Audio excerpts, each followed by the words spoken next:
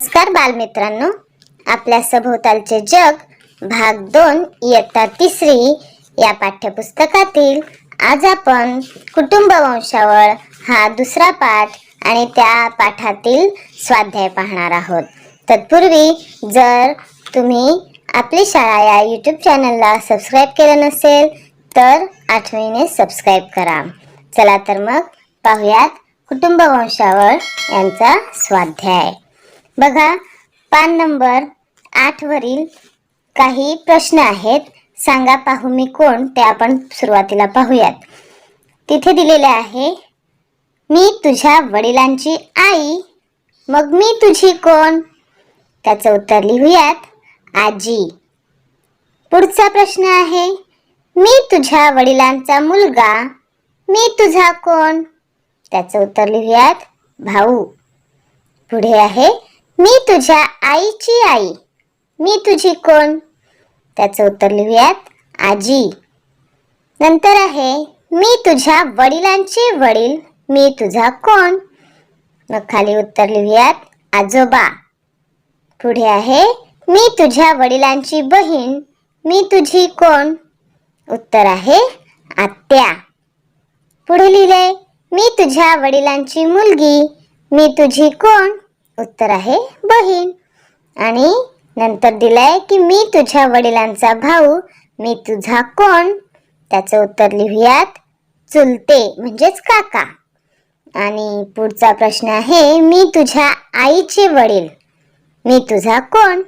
आणि त्याचं उत्तर लिहूयात, आजोबा. तर अशा प्रकारे आपण ह्या पान नंबर 8 वरील प्रश्नांची उत्तरं दिलेली आहेत.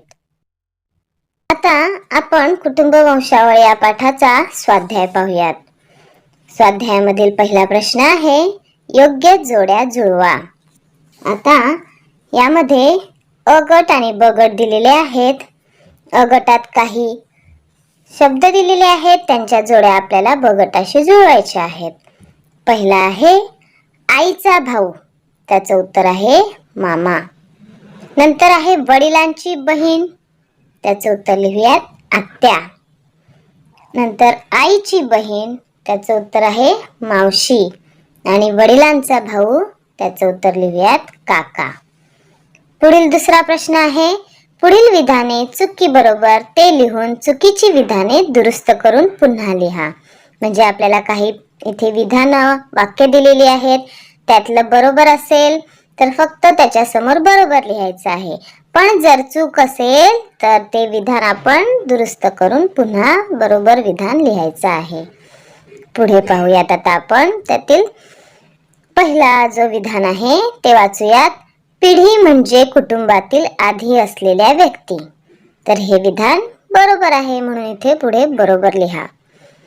पुढचं आहे, वडिलांकडील सर्व नातेवाईकांची आडनावे एकच नसतात.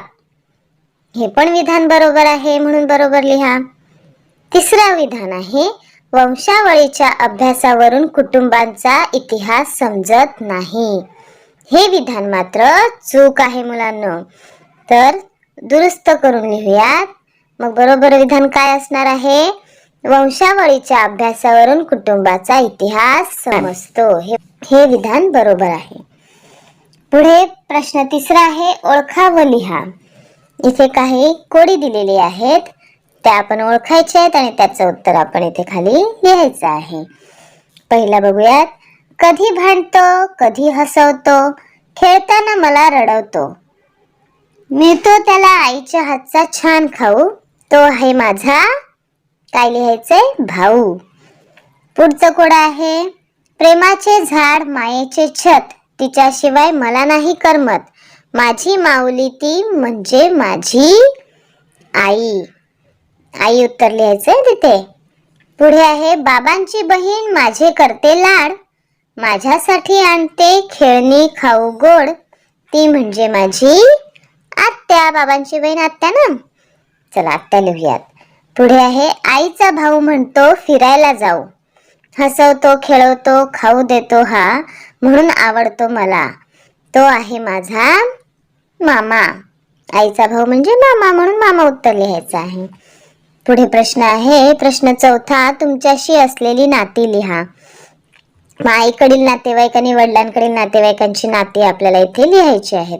पहिल्यांदा बघूयात आईकडील नातेवाईक. कोण कोण असतात आईकडचे नातेवाईक? तर आजी, आजोबा, मामा, मावशी, मामी, मामे बहीण, मामे भाऊ, मावस बहीण, मावस भाऊ. बरोबर लिहिलं? चला तर मग पुढचं आपण लिहूयात वडिलांकडील नातेवाईक.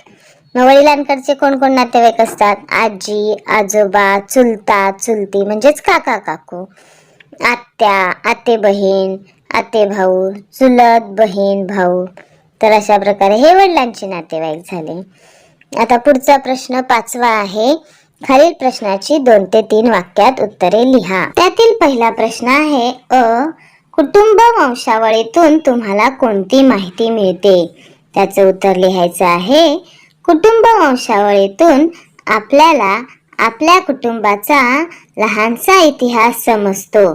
आपल्या कुटुंबातील पूर्वज कोण होते हे जाणून घेता येते. आपल्या वंशावळीतील कुटुंबातील व्यक्तींची नावे आणि आडनावे ही माहिती होतात. तसेच वंशावळीमुळे नातेसंबंध समजतात. चला, हा झाला पहिल्या प्रश्नाचं उत्तर. आता दुसरा प्रश्न आहे वंशावळ कशी तयार करतात? मग त्याचं उत्तर पाहूयात. उत्तर, कुटुंबाच्या वंशावळीची नोंद एका मोठ्या झाडाच्या म्हणजेच कुटुंब वृक्षाच्या रूपात केली जाते. प्रत्येक नवीन पिढी जन्माला येणे म्हणजे वंशवृक्षाचा विस्तार होणे व वंशवृक्षामुळे कुटुंबातील सर्व सदस्यांना आपल्या पूर्वजांची माहिती मिळते. नव्या पिढीला जुन्या पिढ्यांची ओळख याद्वारे होते. अशा रीतीने वंशावळ तयार केली जाते. तर मुलांनो, आज आपण कुटुंब वंशावळ या पाठाचा स्वाध्याय पाहिला. अशाच प्रकारे पुन्हा एका नवीन पाठाचा स्वाध्याय घेऊन पुन्हा भेटूयात. तोपर्यंत धन्यवाद.